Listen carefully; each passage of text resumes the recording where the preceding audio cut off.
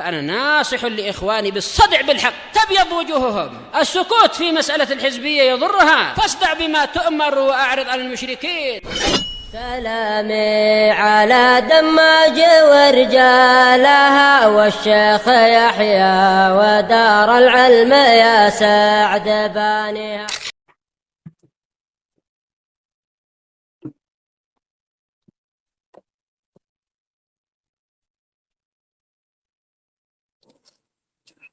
Bismillahirrahmanirrahim. Qala al-mu'allif rahimahullah al-amrul khamis mimma yakunu yaumal qiyamah. Perkara yang kelima dari kejadian-kejadian hari kiamat. Yang pertama apa, Abdullah? Kejadian pertama hari kiamat apa?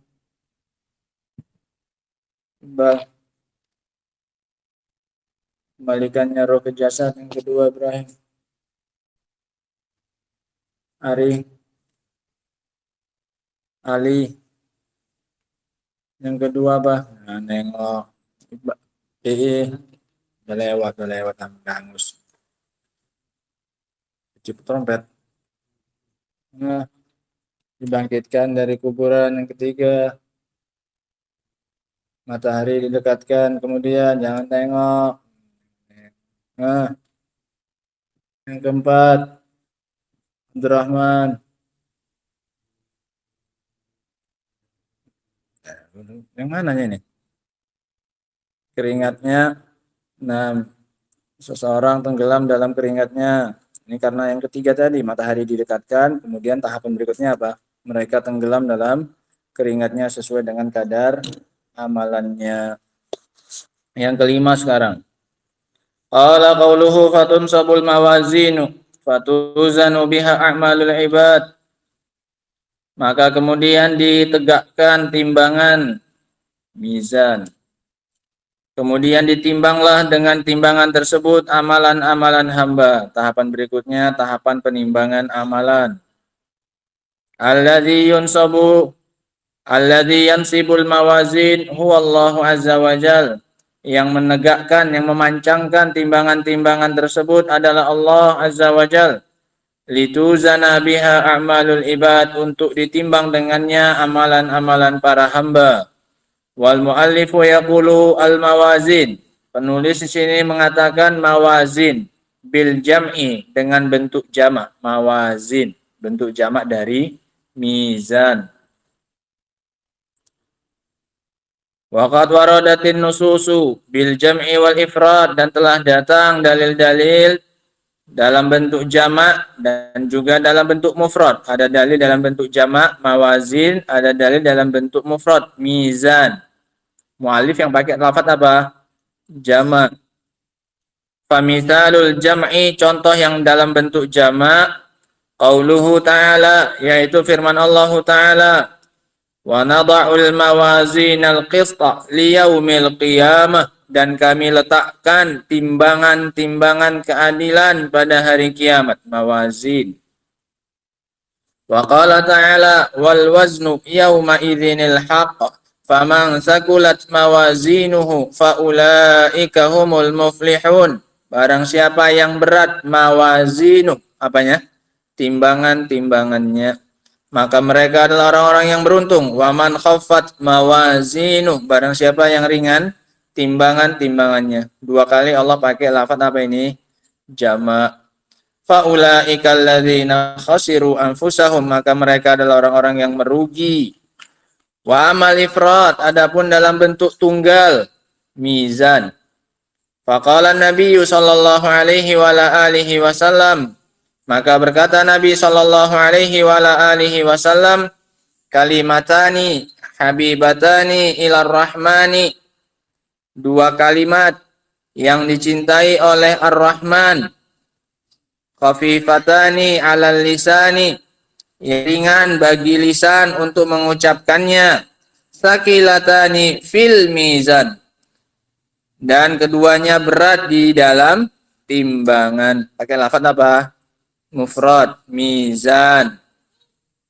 Subhanallahi wa bihamdih, subhanallahil azim. Ini dua kalimat yang ringan di lisan, berat di timbangan. Intinya Rasul sini pakai lafaz apa?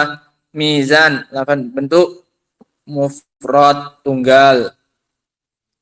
Faqala fil mizan fa'afroda, maka Nabi mengatakan fil mizan, beliau menunggalkannya menggunakan lafaz satu bentuk tunggal.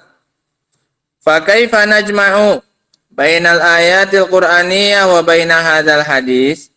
Lantas muncul persoalan, bagaimana cara kita menggabungkan antara ayat-ayat Al-Qur'an dan antara hadis ini? Ayat Al-Qur'an datang dalam bentuk jamak, sementara hadisnya dalam bentuk mufrad. Sehingga berapa sebenarnya timbangannya, satu atau banyak? Mafhum pertanyaannya? Ini soalannya yang muncul, ini pertanyaannya. Lantas berapa timbangannya? Ayat mengatakan jamak mawazin, hadis mengatakan timbangannya cuma satu, mizan. Fal jawabu an naqul, maka jawabannya adalah dengan kita katakan innaha jumi'at bi'tibaril mauzun, dia dijamakkan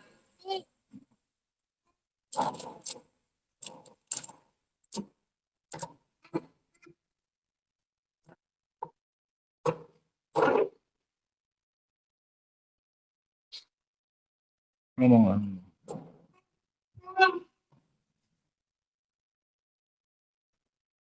Sesungguhnya dia dijamakkan karena melihat yang ditimbang. Jangan dia perhatikan. Yang bukunya. Kalau ngelihat yang ditimbang, maka banyak. Yang ditimbang satu atau banyak? Yang ditimbang. Makanya lafadznya dalam bentuk apa? Ada timbang. Nanti sholat ditimbang. Puasa ditimbang. Nah, kezaliman ditimbang. Amalan-amalan yang mau ditimbang banyak. Makanya lafadznya dalam bentuk apa? Jamak. Ditinjau dari sisi yang ditimbang, makanya banyak.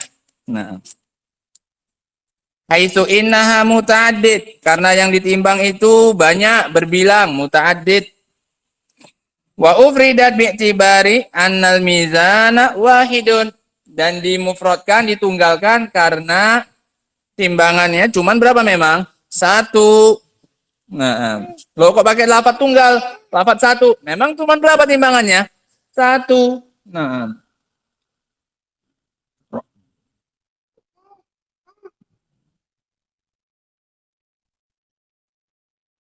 au mizan kulli ummah, atau yang satu itu timbangan masing-masing umat. Setiap umat punya satu apa? Timbangan. Sebenarnya timbangannya banyak kalau total, tapi tiap-tiap udah kok di mana? Sebenarnya timbangannya satu, tapi masing-masing umat punya berapa? Satu. Sehingga yang satu ditinjau dari masing-masing apa? Umat. Banyak lafaz jamak untuk semuanya. Jadi total jadi banyak.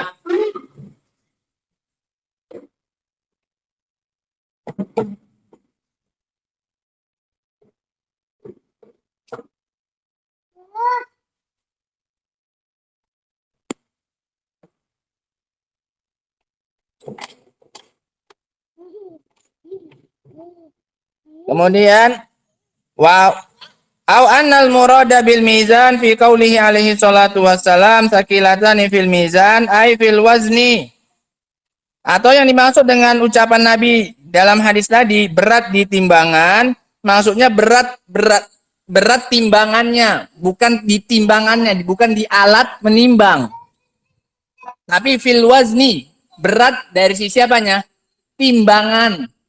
Itu enggak menunjukkan timbangannya berapa. Bukan berat ketika ditaruh di alat apa? Timbangan. Tapi berat ketika ditimbang. Sehingga nggak ada kasus, nggak ada nyinggung tentang berapa jumlah apanya.